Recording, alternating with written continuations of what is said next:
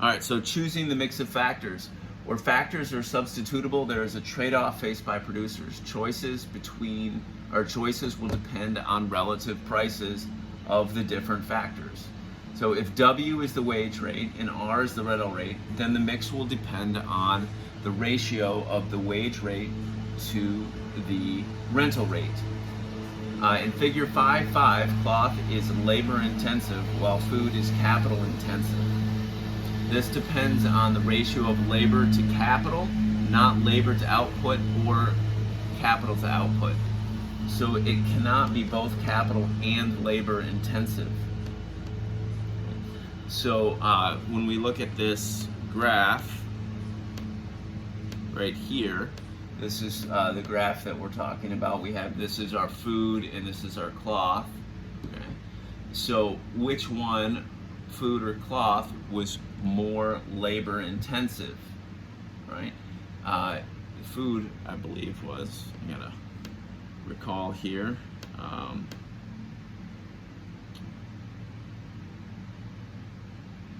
No, sorry, cloth was more labor intensive, and that's why we require a higher labor to capital ratio to get the same amount of cloth, right?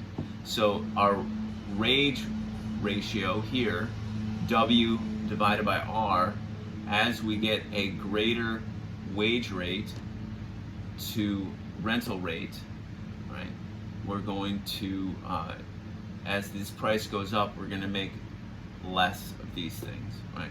So there is our factor supply.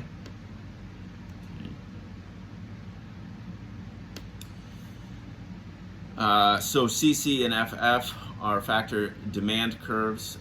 Where there's no factor substitution, they are vertical lines. So we don't see the vertical lines in the book anywhere. But if there was no factor supply, then the change in the ratio of wage rate to rental rate wouldn't change anything. So it would just be vertical. Okay? It mentions that in the text, but doesn't show the picture. All right. So factor price and goods price. So the change in the factor price will influence the price of the good to the extent that the factor is used in the production of said good. There is a one-to-one relationship between the wage rate divided by the rental rate and the price of cloth divided by the price of food. This is because as the rental rate rises, remember, food is capital intensive, so that is going to be the rental rate is going to be impacted by the price of food, which is in the denominator. So as this rises, so will this denominator. The price of cloth will impact the wage rate because you need more. The price of cloth will influence the wage rate because you need more labor involved in producing cloth, so that will cause the wage rate to rise as the price of cloth rises.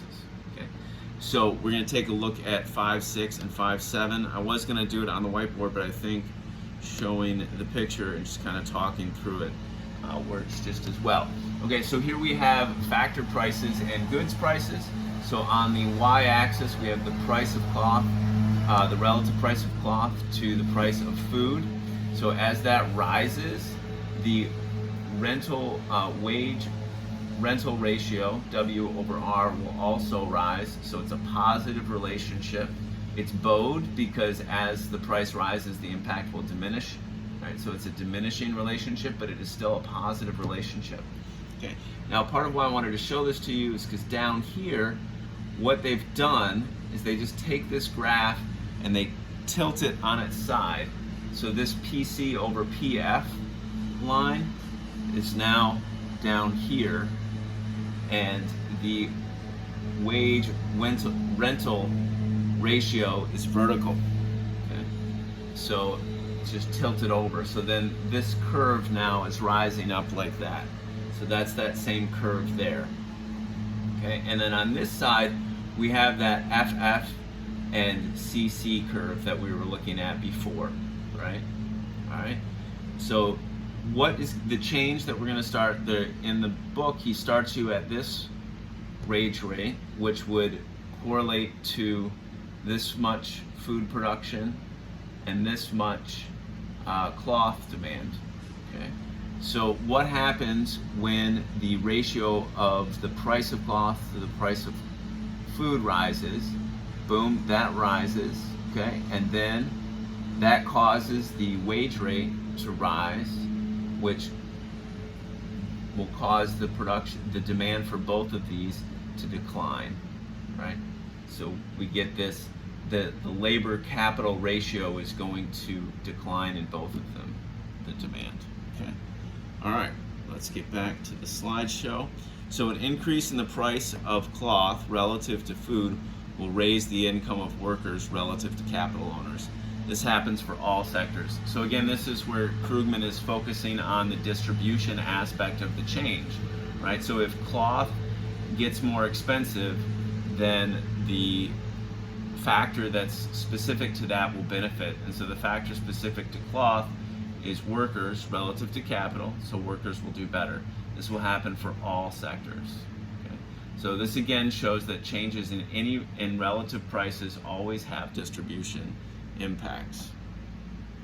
Okay, the relative price of cloth, if we take that as given, so he's going to give a little example here that show what happens if we get an increase in the labor supply. Okay, so he starts off with the relative price of cloth being given, so that's not going to change, and it's going to have a fixed wage rate and rental rate ratio. The increase in the relative supply of labor, so L divided by K, rises. So the question is, what will happen as a result? Well, the economy will embrace this change by shifting both labor and capital to the cloth market. So you would definitely think that the labor would shift, right? Because we have an increase in labor, cloth means more labor, so we'd think that we'd have more cloth there. So, but we're also going to get more capital. So we'll see that in figure 5.8 in just a minute. So thus we're going to increase cloth production and decrease food production. Generally, an economy will tend to be relatively effective at producing goods that are intensive in factors which that country is relatively well endowed. So if you have lots of labor in this model, you're going to produce cloth. If you have lots of capital, you're going to produce food. All right, so let's look at 5.8 real quick. All right, so here's figure 5.8. So this is our output of food, our output of cloth. These are our two PPFs, okay? So our first PPF before we get the influx of labor is right here, okay? So we're producing where the slope of the budget constraint, the PC over PF, connects with the PPF, okay? So we have this is our production point, and what happens is the labor causes this to shift out.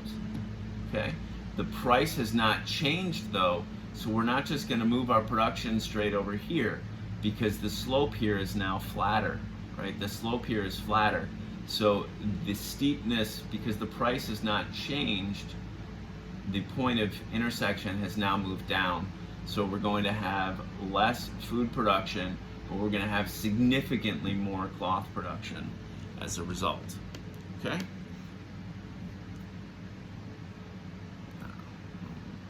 All right, so next slide. All right, so now we get to the actual what the Heckscher-Ohlin says. So the Heckscher-Ohlin theory says that a country is abundant in factor exports, the good whose production is intensive in that factor. Okay, so you will export whatever factor you have intense. So in our model, if you were intense in labor, you would export cloth, and if you were intense in capital, you would export food. The generalization that results is that countries tend to export goods whose production is intensive in factors with which the countries are abundantly endowed. And we're going to take a look at some empirical things in a little bit as well. All right, so how does Heckscher-Ohlin deal with the distribution of income? Well, owners of abundant factors gain from trade, and scarce factors will lose. So in our model, if we have abundant labor, we will export cloth, so labor will benefit, capital will be hurt.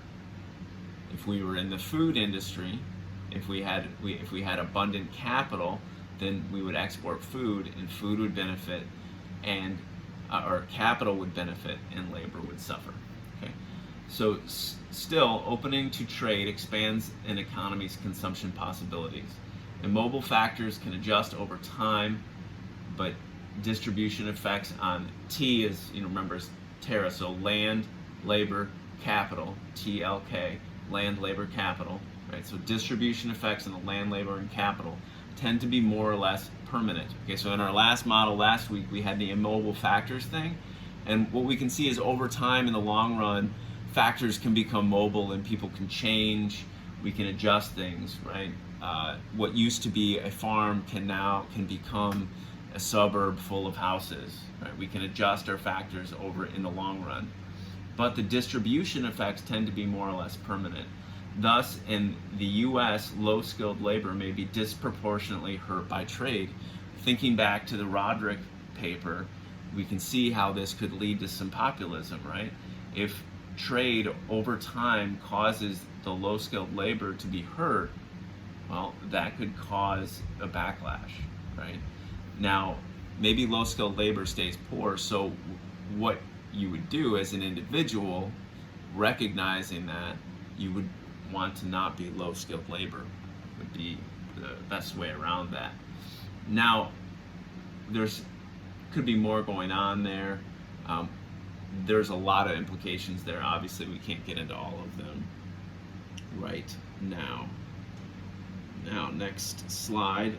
So, difference in relative prices of goods without trade implies a greater difference in the relative prices of factors. Okay, so what this is saying is that so we have difference in the relative prices of goods. So if cloth is more expensive than food, then we probably have a difference in the relative price of the factors, the capital and labor that goes into there. So once trade takes effect, though, these prices will tend to equilibrate for factors in the model. Okay? So home sells goods that require labor to produce than the goods it receives in return. So that require more labor, right? So home will sell cloth, and then foreign is going to sell the food. So more labor is then embodied in home's exports. So what Krugman's talking about here is when home sells something that's a labor-intensive good, it's selling the cloth, but really what it's selling is its labor skill. So because the other country doesn't have the same level of labor as a factor, when it sells cloth, it's selling its labor indirectly. So it's like embodied in that. So like if I sold food, then I would be selling my capital into the foreign country.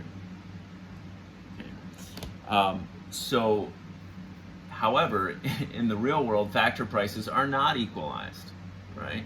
So why is this? Well, there's three things that Krugman mentions. The tech is not the same, right? So one of the assumptions the model makes is the technology across countries is the same. This is false. The higher tech country may have both higher wage rates and rental rates. Okay, so tech is not the same. This is going to cause our model to goof up when we do our empirical analysis. Costless trade equalizes prices. False. This is also false, because trade is not costless across borders. There are transaction costs, and there are things like artificial barriers such as tariffs and quotas. Okay? And the last reason why prices are not equalized is because both countries produce both goods. It is entirely possible that a country with high enough labor to capital ratio would only produce cloth.